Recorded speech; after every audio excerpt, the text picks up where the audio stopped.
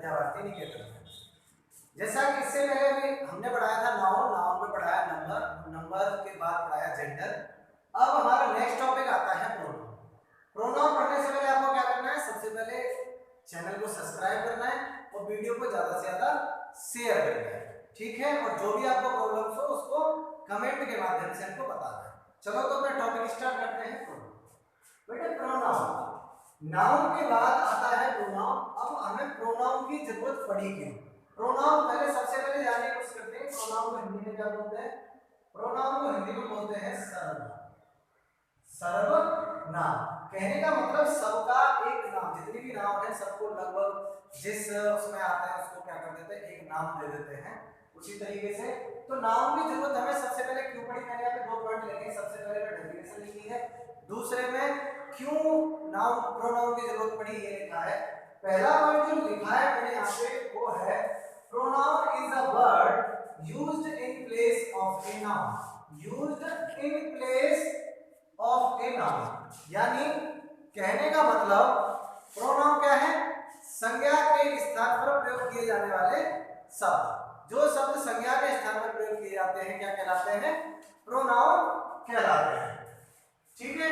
सबसे पहली बात तो ये है कि प्रोनाउन ऐसे वर्ड हैं जिनको हम नाउन की जगह पर यूज करते हैं। दूसरा एक पॉइंट जो मैंने लिखा है इसको जरा ध्यान से देखिए, नाउन के रिपीटेशन से बचने के लिए प्रोनाउन का प्रयोग किया जाता है। नाउन के रिपीटेशन से बचने के लिए मतलब एक ही नाउन का बार-बार प्रयोग करेंगे तो सेंटेंस जो है थोड़ा अटपटा सा लगता है, उसकी जो सेंटेंस की जो सुंदरता होती है लगभग खत्म होने लगती है। इसीलिए हमने क्या किया कि नाउन से बचने यानी उस नाउन के रिपीटेशन से बचने के लिए हमने किसका यूज किया? प्रोनाउन का। कैसे? अब यहाँ पे मैंने लिखा Ram is a good teacher. Ram is a good teacher. अगर मैं यहाँ पे भी राम लिखता, Ram is liked by all student, मान लीजिए कि मैंने यहाँ पे राम लिख दिया, Ram is a good teacher, Ram is liked by all student.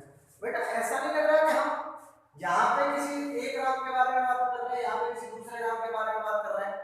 Sentence में ऐसा लग रहा है कि लग रहा है, कहने का मतलब सेंटेंस की जो सुंदरता है वो खत्म हुई। तो हमने क्या किया कि अब यहाँ पे जो ऐसा लग रहा है कि दो के बारे में बात हो रही है, तो जब भी बात हम किसके बारे में कर रहे हैं? राम के बारे में, जो कि क्या है? सब्जेक्ट है हमारा, लेकिन सब्जेक्ट में भी क्या है? नाउन है, प्रॉपर नाउन।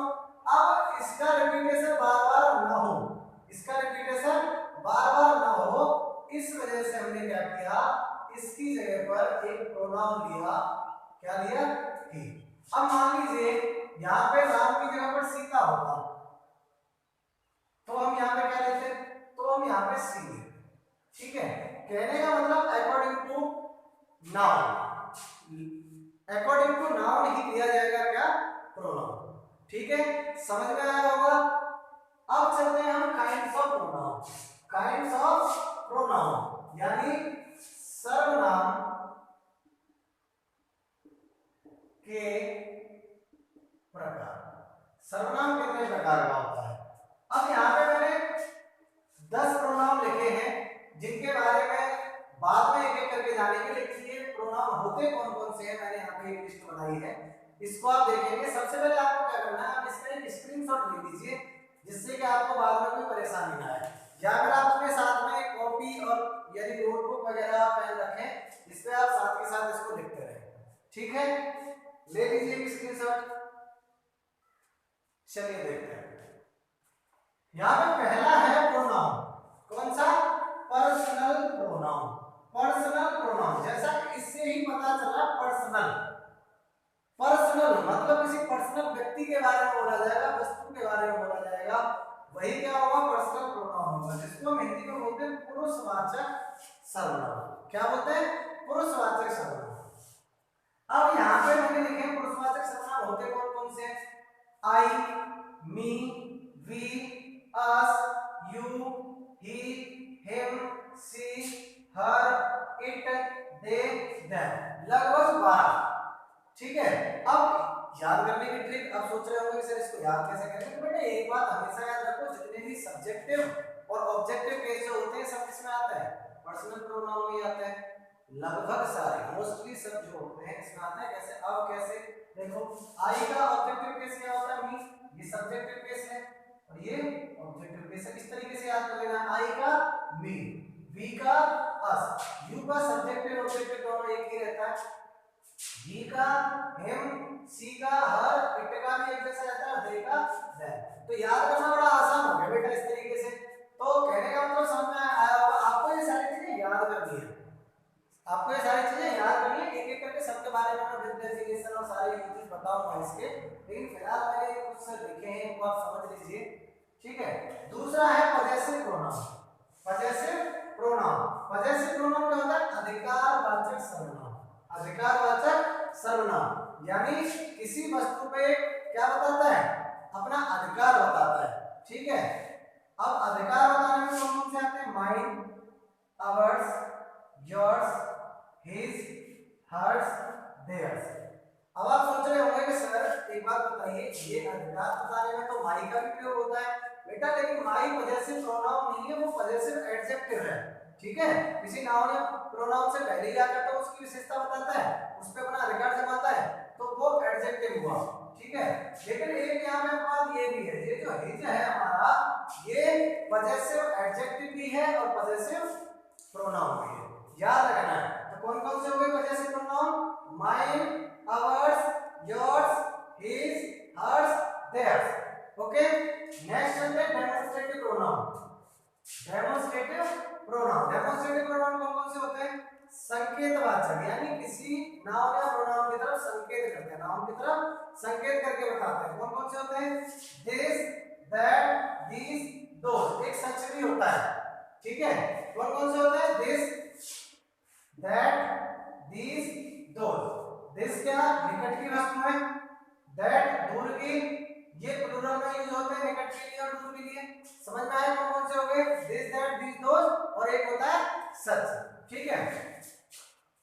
चौथा पॉइंट डिस्ट्रीब्यूटिव प्रोनाउन, व्यष्टिवाचक सर्वनाम। डिस्ट्रीब्यूटिव, ठीक है, कैसे? कौन कौन से होते हैं? ईच, आइदर, नाइदर, एवरी और नन। ये मैंने यहाँ पे लिखे हैं जो प्रोनाउन होते हैं, ठीक है। उसी ग्रुप में मैंने उनको डाला है जिस ग्रुप के हैं। नेक्स्ट है हमारा रेसिप्रोकल प्रोनाउन, यानी पारस्परिक संबंधवाचक सर्वनाम। कौन कौन से होते हैं? दो ही होते हैं, ईच अदर और वन अनदर। ईच अदर और वन अनदर, यानी ईच अदर दो व्यक्तियों के लिए यूज किया जाता है और वन अनदर दो से अधिक के लिए यूज किया जाता है। सारे यूजेस मैं एक साथ आपको विद डेफिनेशन बताऊंगा, अभी फिलहाल आप सिर्फ इन्हें समझिए। 6 में लिखा है रिफ्लेक्सिव प्रोनाउन, और इसी के साथ आप समझेंगे 7 पे एम्फेटिक या एम्फेसाइजिंग प्रोनाउन। दोनों लगभग एक ही होते हैं, यानी my self, our self, your self, your self, him self, her self, it self, them self, one self. मैंने यहाँ पे लगाया है, कहने का मतलब यही सेम डिट्टो, यही एम्फेसाइजिंग या एम्फेटिक प्रोनाउन भी होते हैं। इनके यूजेस में अंतर होता है, सिर्फ इसमें होता है यूज में अंतर। कहने का मतलब रिफ्लेक्सिव प्रोनाउन में जब ये यूज होते हैं तो ये सेंटेंस के लास्ट में यूज होते हैं, एक ट्रिक आपको बता देता हूं। और जब ये एम्फेटिक प्रोनाउन में यूज होते हैं तो ये सब्जेक्ट और वर्ब से पहले यूज होते हैं, सब्जेक्ट और वर्ब से पहले यूज होता है, ठीक है। नेक्स्ट है हमारा 8। देखो ये रिफ्लेक्सिव मतलब होता है निजवाचक, यानी अपने लिए, नाम से पता चल रहा है ये अपने लिए यूज किया जाता है।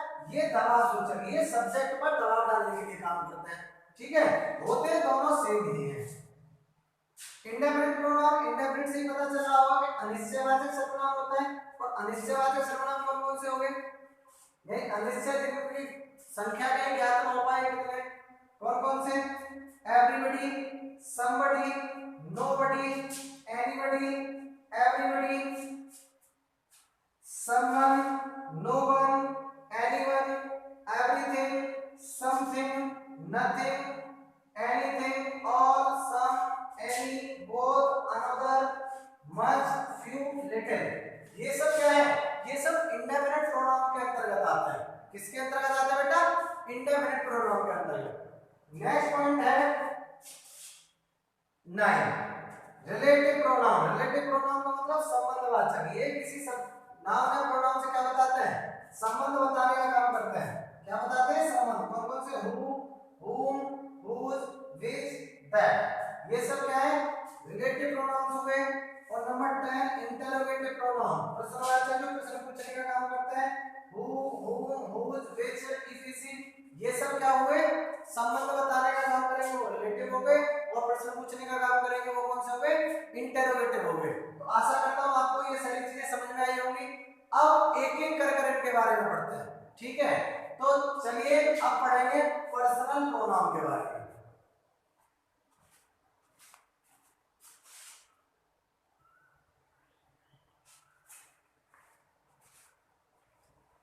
चलिए देखते हैं पर्सनल प्रोनाउन।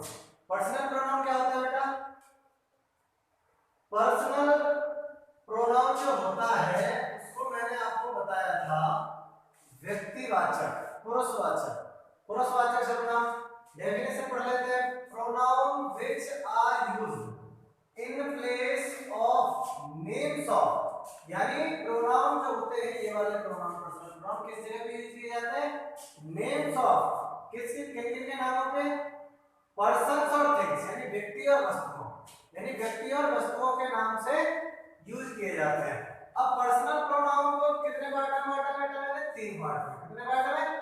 3 पार्ट में। पहला वाला पार्ट क्या हो गया? फर्स्ट पर्सन, दूसरा सेकंड पर्सन और तीसरा थर्ड पर्सन। अब फर्स्ट पर्सन कौन कौन से होते हैं? फर्स्ट पर्सन होता है, मैंने यहाँ पे लिखा है स्पीकर। क्या लिखा है? स्पीकर। सेकंड पर्सन लिखा है लिसनर। और थर्ड पर्सन लिखा है नॉट एक्टिव, यानी वह वहां पे ना हो, जिसके बारे में भी बात कर रहे हो वो वहां पर उपस्थित ना हो। कहने का मतलब फर्स्ट पर्सन जो होता है वो कौन होता है? बोलने वाला। फर्स्ट पर्सन कौन होता है? बोलने वाला। और सेकंड पर्सन कौन होता है? सुनने वाला। और थर्ड पर्सन जो वहां पर उपस्थित नहीं होता। जैसे कि अब मैं आपको पढ़ा रहा हूं, तो मैं जब आपको बोलकर पढ़ा रहा हूं और क्या कर रहा हूं? मैं कौन हुआ? फर्स्ट पर्सन हुआ। आप कौन हुए? सेकंड पर्सन हुए।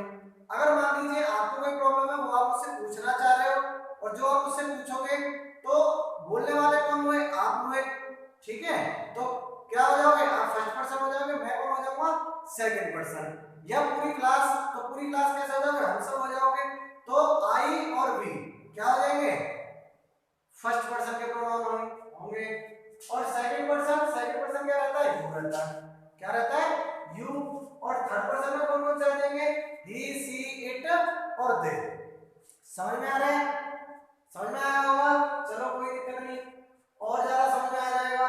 कब आएगा पता ही है आपको। बार बार क्या कहूँ आपसे कि चैनल को सब्सक्राइब करोगे तब ज्यादा आएगा ना। पर आपको तो आदत हो गई है ना बार बार कहलवाने की। जल्दी से सब्सक्राइब करके शेयर कर दीजिए। लाइक की मैं बोलता नहीं कि लाइक करना है कि नहीं करना। अब मैंने देखो ये टेबल बनाई है, इस टेबल को समझ लेते हैं। इसमें मैंने लिखा है the case of personal pronoun, यानी 3 पार्ट में जो बांटा, first person, second person and third person. इसमें कौन कौन से केस होंगे? सब्जेक्टिव, ऑब्जेक्टिव, ये मैंने पॉजेसिव एडजेक्टिव पीसी में लिख दिया, पॉजेसिव प्रोनाउन, ठीक है? फर्स्ट पर्सन के प्रोनाउन कौन कौन से होते हैं? अब मैंने सिंगुलर और प्लूरल के अकॉर्डिंग लिखा। सिंगुलर में फर्स्ट पर्सन का प्रोनाउन कौन सा होता है? आई। और प्लूरल में क्या होता है? वी। अब आई का ऑब्जेक्टिव केस क्या हुआ? मी। और वी का क्या हुआ? अस। यानी आई सब्जेक्टिव केस में है, वी सब्जेक्टिव में है। लेकिन आई का मी जो है वो क्या है? Objective case. और अस क्या है? Objective case. अब ये पॉजेसिव एडजेक्टिव, आई का पॉजेसिव एडजेक्टिव जो मैंने बताया था कि माई और अवर क्या होता है? पॉजेसिव एडजेक्टिव होते हैं। माई और माइस ये पॉजेसिव प्रोनाउन हो गए। अब आप देखेंगे कि फर्स्ट पर्सन के प्रोनाउन कौन कौन से होंगे? सिर्फ फर्स्ट पर्सन के प्रोनाउन के बारे में बात करेंगे तो ये एडजेक्टिव होते हैं, ध्यान रखना बेटा। कौन कौन से होंगे? आई और वी, मी और अस, और माइन और अवर्स। बहुत से इनको भी बताते हैं कि माइन और अवर भी है, लेकिन ये पॉजेसिव एडजेक्टिव है, पॉजेसिव प्रोनाउन नहीं है, याद रखना है। सेकंड पर्सन में चलते हैं। सिंगुलर और प्लूरल दोनों में ही रहता है क्या? यू। और इसका ऑब्जेक्टिव केस भी क्या रहता है? यू। और एडजेक्टिव क्या हो गया? योर। और ये क्या हो गया? योर्स। तो अब सेकंड पर्सन के प्रोनाउन कौन कौन से हुए? यू और योर्स। थर्ड पर्सन में सिंगुलर में कौन कौन से होते हैं? ही, सी, इट। और ही का क्या हो गया? हिम। सी का हर। और इट का इट रहता है, ठीक है? लेकिन अगर वहां पे चले पजेसिव में, इसमें पजेसिव एडजेक्टिव पे, तो हिज, हर और इट्स, हिज, हर और इट्स ये एडजेक्टिव हुआ, ठीक है। और प्रोनाउन कौन सा हो गया, हिज और हर। तो अब हम यहां से अंदाजा लगा सकते हैं, प्लूरल का भी देख लो, दे या देम, ये एडजेक्टिव हो गया और ये प्रोनाउन हो गया। तो कहने का मतलब क्या हुआ, थर्ड पर्सन के प्रोनाउन कौन से हुए, he, she, it, they, him, her, them, his, hers और देयर्स। समझ में आया होगा? न समझ में आया तो वीडियो को ज्यादा से ज्यादा देखें, बार-बार देखें, बार-बार देखेंगे तो और अच्छा समझ में आएगा। अब मैंने यहाँ पे लिखा है यूज ऑफ पर्सनल प्रोनाउन। कुछ रूल्स हैं जिनको मैं बता देता हूँ पर्सनल प्रोनाउन को, प्रत्येक के जहाँ पे ज्यादा जरूरत होगी उसी तरीके से मैं इस चीज को समझाता रहूंगा किसके यूज की हमें ज्यादा जरूरत पड़ती है। और हाँ बेटा एक चीज और आपको ध्यान दिला दूं कि ये प्रोनाउन थोड़ा बड़ा टॉपिक है, तो इसकी कम से कम 3 और ज्यादा से ज्यादा 4 वीडियो बनेंगी, छोटी छोटी, कम से कम 20 से 25 मिनट की एक एक वीडियो बनाऊंगा मैं, जो कि आपको पार्ट 8A और 8B और 8C करके मिलेंगी। और ज्यादा ही जरूरत पड़ी तो 8D बनेगा, वरना नहीं, इन्हीं 3 पार्ट में पूरी प्रोनाउन कवर करूंगा, ठीक है। तो पहला रूल देख लेते हैं। पहला रूल क्या कह रहा है बेटा, किसी वाक्य के वर्ब से पहले प्रोनाउन का प्रयोग हो, तो किसी वाक्य में वर्ब से पहले प्रोनाउन का प्रयोग होगा तो वह किसमें होगा, नॉमिनेटिव केस में या सब्जेक्टिव केस में। बेटा नॉमिनेटिव और सब्जेक्टिव एक ही होता है, ठीक है। और यदि वर्ब के बाद में प्रयोग होगा तो वो कौन से केस में होगा, ऑब्जेक्टिव केस में। बड़ा ही आसान है। तो बेटा सबसे पहले हम इसमें वर्ब जान लेंगे, ये क्या है वर्ब और ये क्या है वर्ब। अब उसने कहा कि पहले जो यूज होगा वो तो सब्जेक्टिव में होगा या नॉमिनेटिव में होगा, यानी दोनों एक ही होंगे। ये वाला जो होगा ये सब्जेक्टिव केस या नॉमिनेटिव केस, और अगर वर्ब के बाद वाले पे जाएंगे तो ये क्या होगा, ये ऑब्जेक्टिव केस होगा। कौन सा केस होगा बेटा, ऑब्जेक्टिव। अब he is taught by me, verb यहां पे मिल गया, वर्ब से पहले ये क्या हो गया, सब्जेक्टिव केस हो गया, और वर्ब के बाद मी क्या हो गया, ये ऑब्जेक्टिव केस हो गया। तो कहने का मतलब क्या हुआ कि वर्ब से पहले जो यूज होगा वो क्या होगा, सब्जेक्टिव केस, और वर्ब के बाद होगा वो क्या होगा, ऑब्जेक्टिव केस। तो आशा करता हूं ये भी आपको बहुत ही अच्छी तरीके से समझ में आया होगा। 3-4 पॉइंट और हैं, चलिए उनको भी देखते हैं।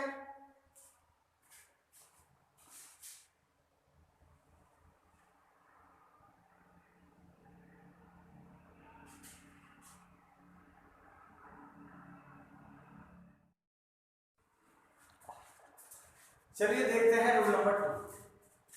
रूल नंबर 2 क्या कह रहा है, जब विभिन्न प्रोनाउन एक ही सेंटेंस में हो, एक ही सेंटेंस में प्रयुक्त हो रहे हैं, यानी first person, second person and third person के प्रोनाउन एक ही सेंटेंस में यूज हो रहे हो, और क्या कह रहा है, और किसी बुरी आदत का आभास ना हो, किसी बुरी आदत का आभास ना हो, तो उन्हें 231 के क्रम में रखते हैं। 231 के क्रम में लगाते हैं। सोच लो ना, चलिए मैथ में 231 कहां से आ गया, मैथ में तो 231 सुना है, इंग्लिश में कहां से आ गया।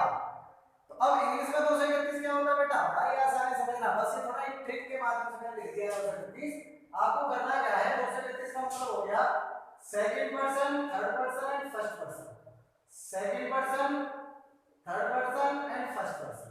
यानी सबसे पहले क्या करेंगे, अगर सभी प्रोनाउन एक साथ दिए हैं और सेंटेंस में बुरी आदत का भी आवाज नहीं हो रहा है, तो क्या करेंगे, सबसे पहले उन प्रोनाउन को कैसे लगाएंगे, सबसे पहले सेकंड पर्सन रखेंगे, फिर थर्ड पर्सन रखेंगे और फिर फर्स्ट पर्सन रखेंगे। कैसे, देख लीजिए, ये मैंने लिखा है you, he and I, you, he and I shell study for the exam.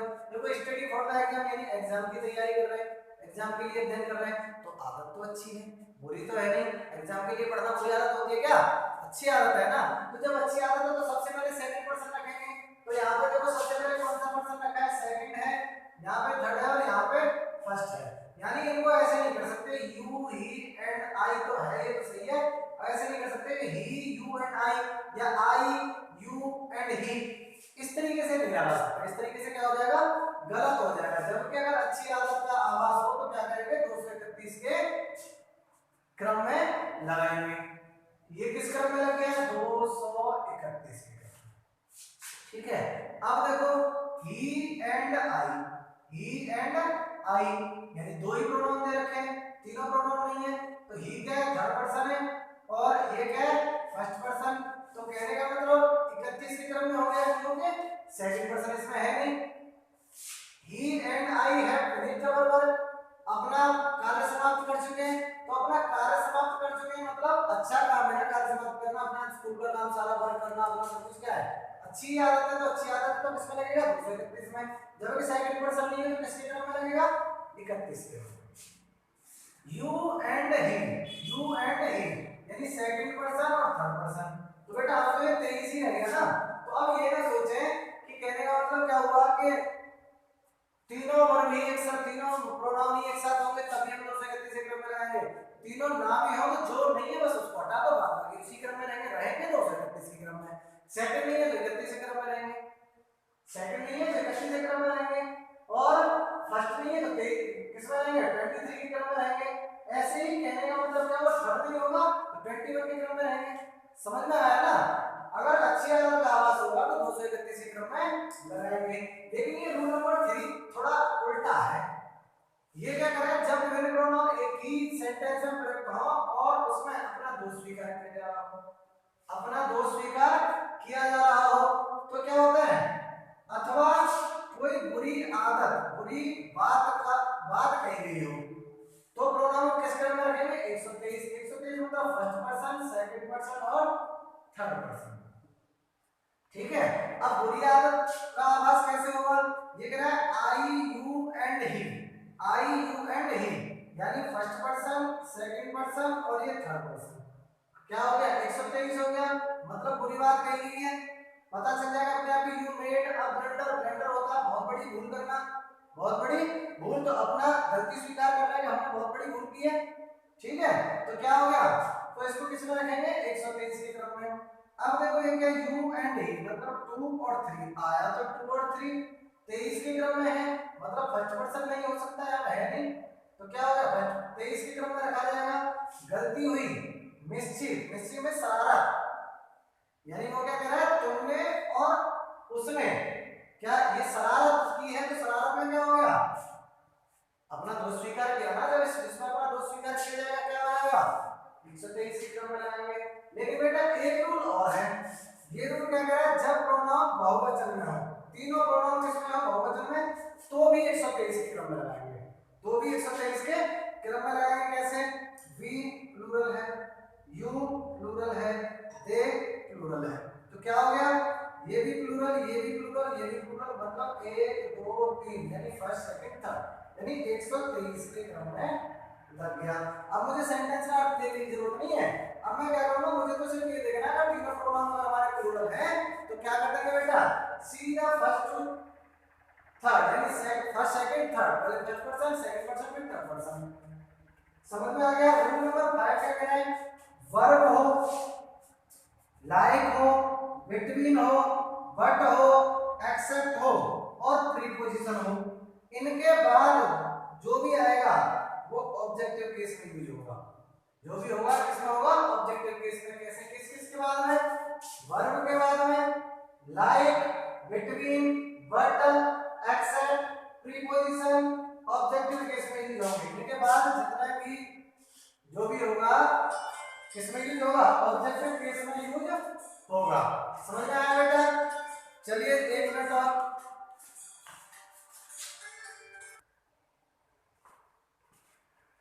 ठीक है, समझ में आया बेटा। मैंने क्या कहा, वर्ब हो, लाइक हो, बिटवीन हो, बट हो, एक्सेप्ट हो और प्रीपोजिशन, इनके बाद जो भी नाउन यूज होगा हमारा किसमें होगा, ऑब्जेक्टिव केस में होगा, ना कि सब्जेक्टिव केस में। समझ लीजिए, there is no problem between, मुझे नहीं पढ़ना कि सेंटेंस का अर्थ क्या है, मुझे ये देखना बिटवीन आ रहा है, तो बिटवीन के बाद देखो ये क्या है, सी और आई, ये तो बेटा सब्जेक्टिव केस में हो गए, तो और उसने क्या कहा, ऑब्जेक्टिव केस में होंगे, तो सी का क्या हो जाएगा, हर, आई का क्या हो जाएगा, मी, आई का क्या हो जाएगा, मी। समझ में आया। अब देखो एवरीबॉडी, बट यहाँ पे क्या आ गया, बट आ गया, और बट के तुरंत बाद ऑब्जेक्टिव केस, अगर यहाँ पे ही होता तो गलत होता, जब लगा क्या है हिम, तो इसका मतलब ये पूरा सेंटेंस क्या हो गया, सही हो गया, इसमें कोई गलती नहीं है। ही laughed at me and I, laughed क्या वर्ब हो गया, और वर्ब के बाद मैंने बताया था जितने भी होंगे किसमें होगा, ऑब्जेक्टिव केस में होगा, मतलब सब्जेक्ट नहीं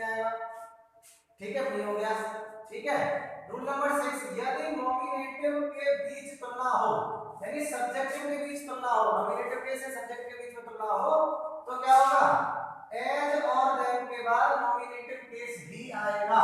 अगर नॉमिनेटिव की तुलना हो रही है तो नॉमिनेटिव केस ही आएगा, ठीक है। इसके बाद एज और देन के बाद क्या आएगा, नॉमिनेटिव केस ही आएगा। कैसे, he is as fast as, he is as fast as, he क्या है, सब्जेक्टिव केस है ना, नॉमिनेटिव। तो अब आप मुझे बताइए यहाँ पे आई आएगा तो नहीं आएगा।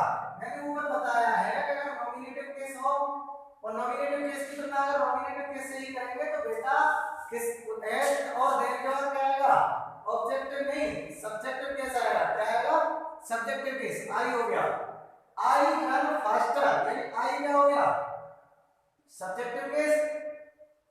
देन आ गया, देन के बाद क्या आएगा, ही या हिम, तो हिम तो आएगा नहीं, क्या आएगा, ही आएगा, ठीक है। क्यों, क्योंकि नॉमिनेटिव केस और नॉमिनेटिव केस की अगर आपस में तुलना करेंगे तो नॉमिनेटिव केस ही आएगा। और इसके बाद में अगर नोट लिखा है दो ऑब्जेक्ट के बीच तुलना हो तो एज देन के बाद क्या आएगा, ऑब्जेक्टिव केस ही आएगा।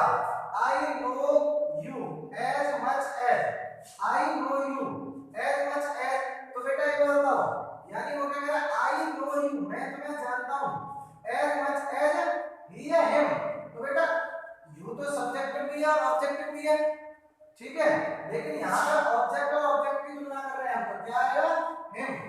इसका मतलब क्या हुआ, I know you as much as I know him, मैं तुम्हें उतना जानता हूं जितना मैं उससे जानता हूं।